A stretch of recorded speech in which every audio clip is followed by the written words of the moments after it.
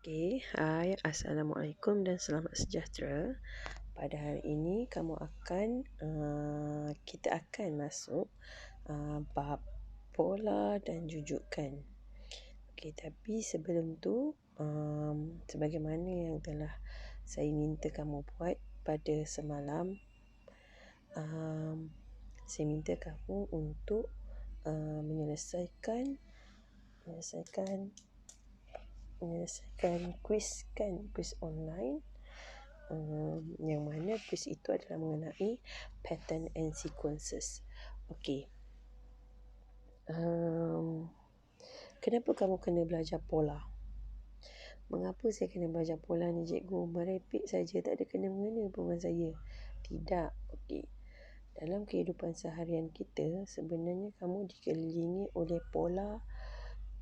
Jujukan tu mungkin ada, tapi kamu tak banyak gunalah. Tapi pola dan jujukan ni datang seiring. Kenapa? Bila kamu selepas kamu belajar ni, nanti kamu akan nampak apa dia kaitan pola dan juga jujukan, mengapa mereka berkawan baik. Okey. Jadi, pertama sekali, saya minta kamu jawab. Kamu perasan tak ada satu soalan NASA tu? Okey, kamu nanti saya paparkan kat sini. Okey, soalan NASA, dia susunan kan, bulan, bumi, matahari dan juga partikel. Dan lepas tu you tengok corak tu, you isi. You tengok corak tu, you isi.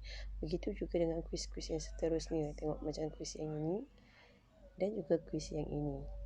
Okey, dua kuis ini sama. Okey, kita nak tengok, kamu tengok dia punya pattern, kemudian kamu tentukan bentuk yang seterusnya, betul?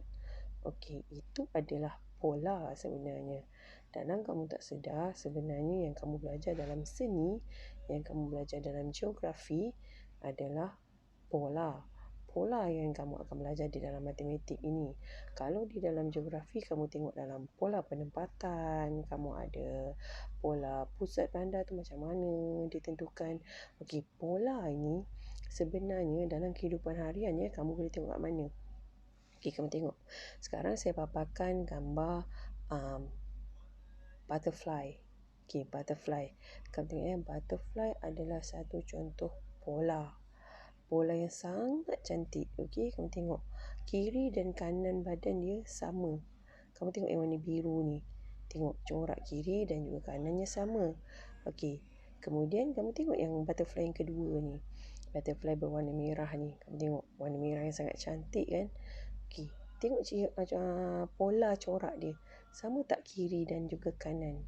Okey, ini adalah salah satu contoh pola di dalam alam semula jadi. Begitu juga kamu tengok kepada butterfly yang warna hijau ni. Tengok, ini adalah pola. Okey, kemudian saya tunjukkan kamu gambar raja beehive. Okey, sarang lebah yang kamu makan madu dia tu. Okey, kamu tengok corak hexagon dia tu. Okey. Okey, ini adalah pola. Bagaimana boleh terjadi begini? Kerana pekerja-pekerja lebah tu dah set dekat dalam dia punya apa yang kita nak panggil aturan hidup dia, bahawa dia sudah dilatih dengan pola pembinaan sarang dia, yang mana sehingga kini manusia mencontohi sarang lebah ini. Memang dari segi kajian arkitektur, struktur lebah ini, sarang lebah ini adalah struktur yang amat dikagumi selain daripada struktur sarang laba-laba. Okey. Kemudian, kenapa kamu kena belajar pola ni? Kalau kamu ingat balik, di dalam sains, kamu ada kitaran air. Kamu ada kondensasi, kamu ada penyejatan, kamu ada hujan turun. Ini adalah pola kitaran air. Yang mana pola ni dia takkan langkau daripada satu proses, dia pergi proses yang satu lagi. Tak boleh. Dia ada kitaran dia, dia ada pola dia. Begitu juga dengan kalau kamu belajar dalam geografi dan juga sains, ini perubahan 4 musim. Yang mana kalau kamu tengok polanya dari satu musim nak ke satu musim, dia mesti ada tempoh dia kan. Itu kita panggil dia pola. Dia takkan mungkin daripada musim salji terus pergi ke summer, terus pergi ke musim panas. Tak pernah terjadi lagi ya. Okey, sebab mengapa?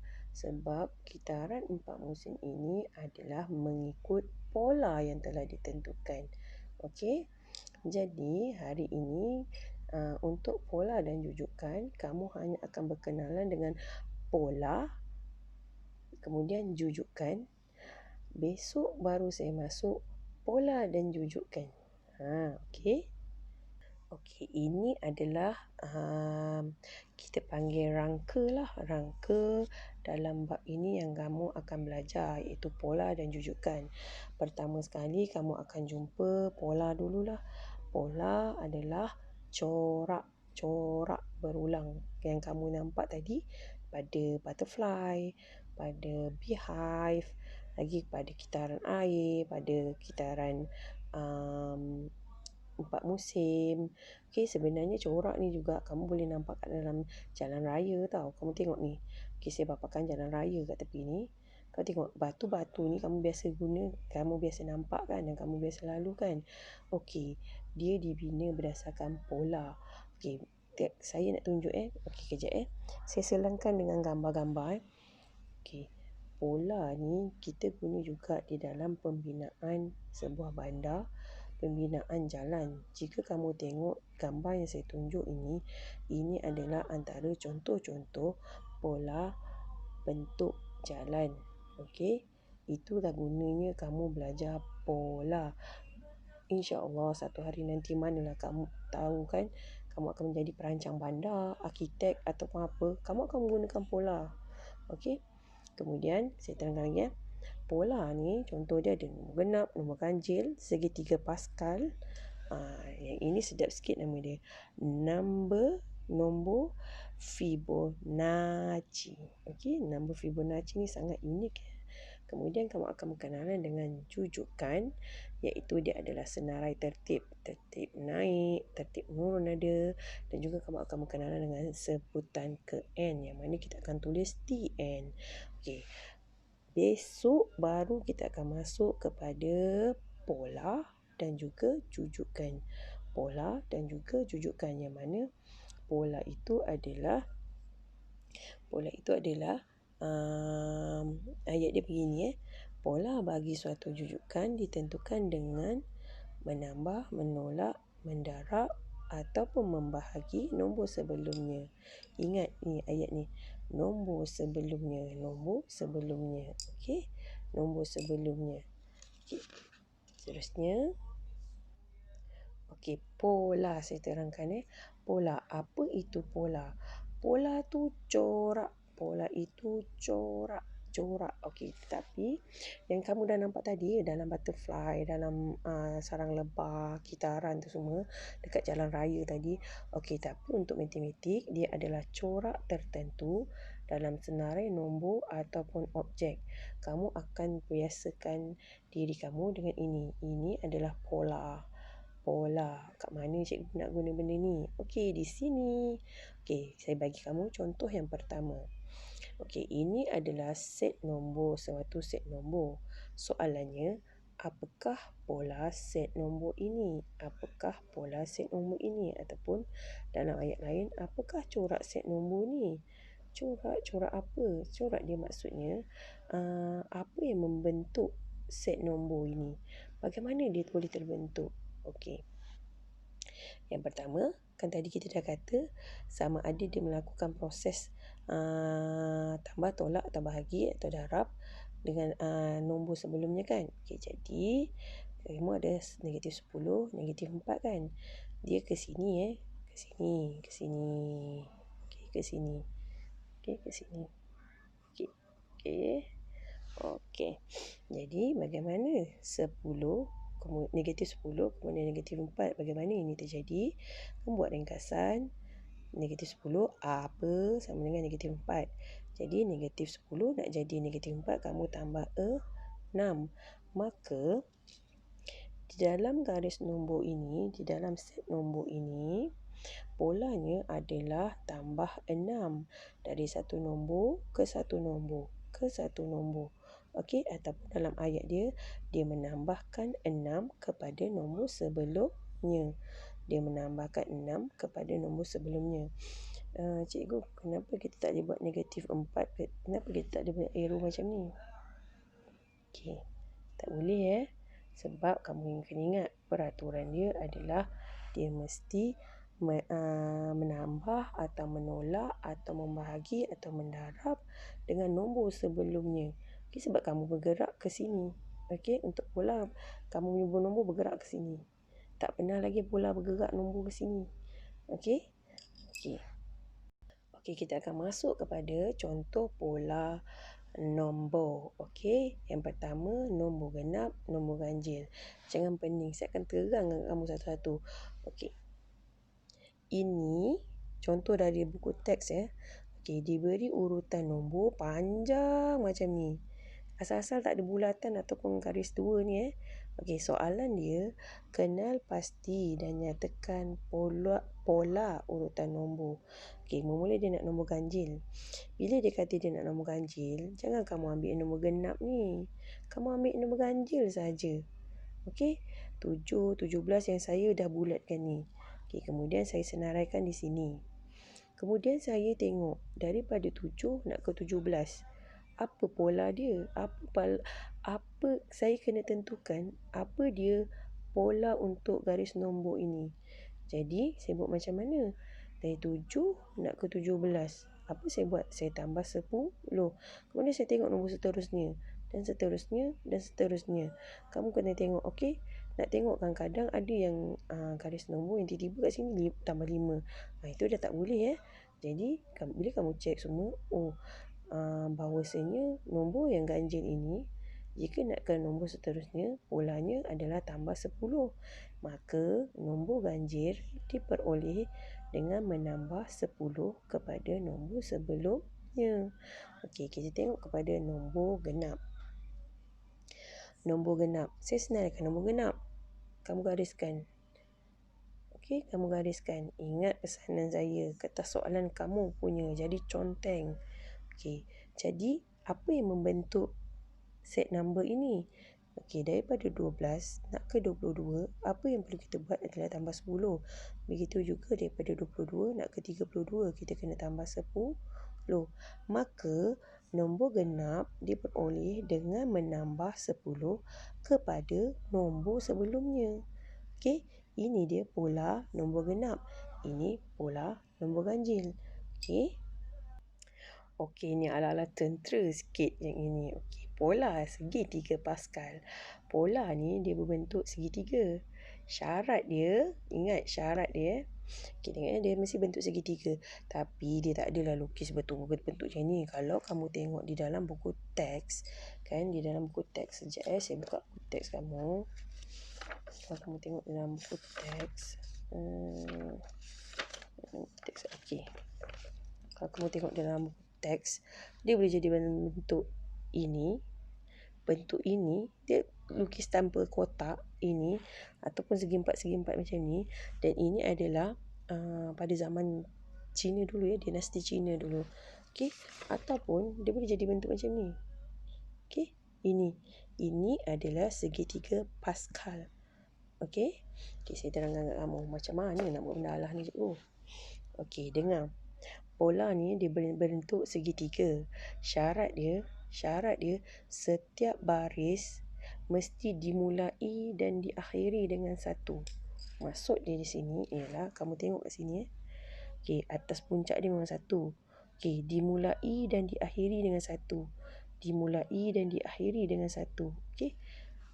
Untuk kotak yang seterusnya 1. Faham?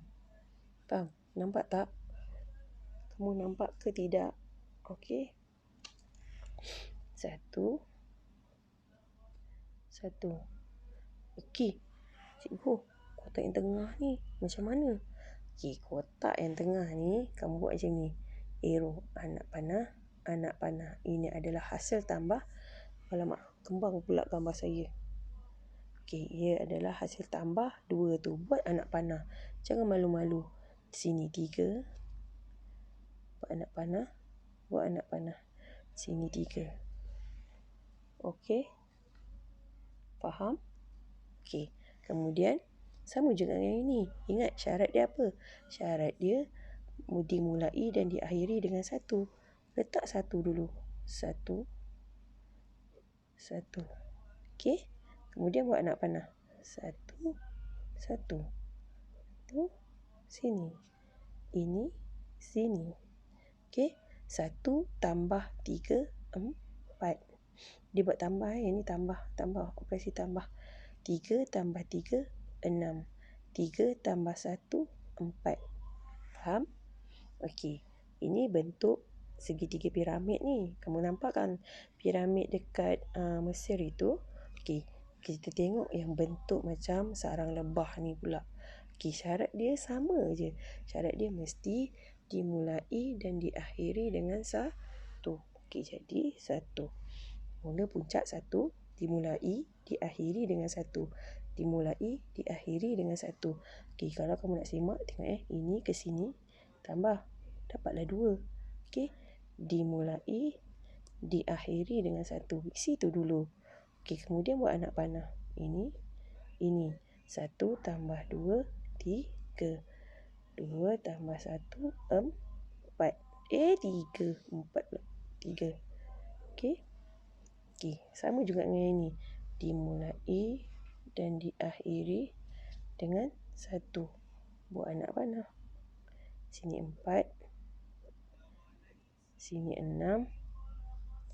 Sini 4. Okey? Okey, faham?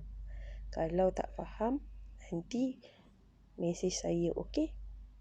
Kemudian yang terakhir, pola orang panggil pola yang jenis yang terakhir adalah nombor Fibonacci. Saya Google tahu cara sebut dia macam ni. Fibonacci. Okey, macam mana nombor Fibonacci ni boleh terhasil? Dia dihasilkan oleh Leonardo da Fibonacci. Kamu ada dapat penerangan dekat awal bab kamu tu. Okey. Ini adalah nombor Fibonacci 0, 1, 1, 2, 3, 5, 8. Ini bukan nombor ekor. Okey, kamu tengok cerita dia macam ni.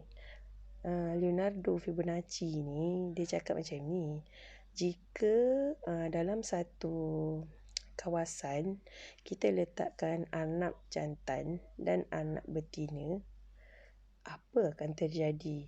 Apakah populasi yang akan terjadi? Di situlah wujudnya nombor Fibonacci ni. Dia mana? Dia menyatakan macam ni. Okey. Nombor, saya baca ayat bahasa Melayu daripada buku lah. Okey. Nombor Fibonacci ni adalah satu corak nombor yang berturutan. Dia bermula dengan 011 dan sebutan seterusnya dia bermula dengan 011 dan sebutan seterusnya kita peroleh dengan menambahkan 2 sebutan sebelumnya. Okey, saya terangkan. Okey, kita bermula dengan 011. Okey, sini kamu sebenarnya tak tahu bermula. Okey, saya tutup kan. Sebab ceritanya pasal ni lah, anak jantan anak betina ni. Okey, kemudian nak dapat nombor yang dekat bulatan tu, apa perlu kamu buat adalah kamu kena tambahkan sebutan pertama dan sebutan kedua. Sebutan pertama tambah sebutan kedua. Sebutan pertama adalah 1, sebutan kedua adalah 1. Maka kamu dapat 2.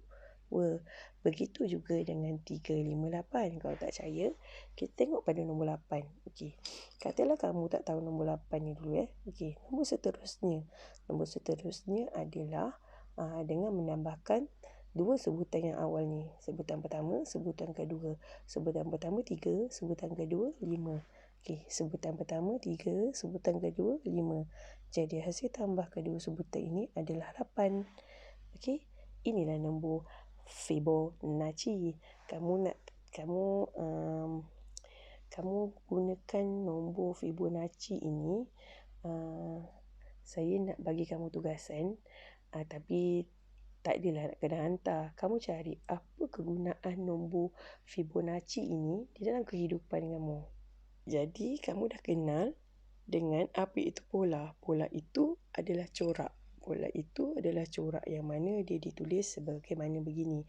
Sama ada tambah 2, tolak 2, darab 2, tambah 2, bahagi 2. Okey, bergantung pada hasil nombor sebelumnya tu. Kamu buat operasi apa. Okey, sekarang kita nak kenal dengan jujukan. Jujukan sequences. Jujukan. Okey, jujukan ini adalah suatu set nombor atau objek yang disusun mengikut suatu pola. Ingat, dia set nombor. Okey, dia adalah set nombor. Ini adalah set nombor dan ini adalah kita panggil sebagai jujukan. Yang pen hitam ni kita panggil dia sebagai pola. Jadi jujukan adalah set nombor yang disusun mengikut suatu pola. Set nombor yang disusun mengikut suatu pola. Pola. Okey, saya bagi kamu contoh. Tentukan set nombor di bawah merupakan suatu jujukan atau tidak. Okey. Bila kamu tengok dia punya pola, kamu dah tentukan pola dia, kamu dapati bahawa pola dia adalah tambah 10 sepanjang jujukan ini. Maka set ini adalah jujukan. Kerana apa? Kerana polanya adalah tambah 10, yang mana sekata dan juga sama. Daripada awal sampai akhir ditambah 10 saja. Okey, kita tengok yang bukan jujukan. Okey, kalau kamu tengok garis nombor ini, okey, yang pertama dia darab 3. Kalau kamu nak buat tambah 4 kan, sini dah tambah berapa? Okey, jadi dia buat darab 3. Sini pula 18 ke 36 darab 2. Lepas tu 36 ke 40 tambah 4 pula. Jadi kamu tengok pola dia tak sama kan? Pola dia yang ini darab 3 2 ni. Yang ini darab 2. Yang ini tambah 4. Maka set ini bukan set jujukan. Kerana apa? Kerana susunannya tidak mengikut pola. Okey? Okey, jadinya saya bagi contoh terus. Lengkapkan jujukan nombor berikut. Soalan dia akan jadi macam ni. Lengkapkan jujukan nombor berikut. Soalan yang pertama. Okey, apa langkah dia? Saya akan ajar kamu step by step. Okey, mula-mula sekali kamu tengok jujukan nombor ni. Kamu tengok 20 ke 29 ke 38 ke 47. Okey, kamu tahu nombor ini adalah menaik. Bila menaik dia adalah sama ada operasi tambah ataupun darab. Okey, kamu jangan takut nak conteng kertas kamu. Okey, kamu tentukan macam tu. Okey, bila dapat set nombor, bila dapat suatu jujukan, kamu tengok dia adalah nombor menaik ataupun menurun. Kalau menaik dia adalah tambah ataupun tolak. Okey, faham? Okey. Nanti tolak saya tunjukkan contoh lain. Okey, langkah pertama kamu tentukan pola. Macam mana nak tentukan pola? Saya dah cakap tadi, dia adalah hasil sama ada tambah atau tolak atau darab atau bagi dengan nombor sebelumnya. Tengok 20 dan juga 29. Okey, kamu tahu bahawa okey, kalau kamu nak tengok sama ada 20 nak pergi 29, kamu buat apa? Kamu buat tambah kan?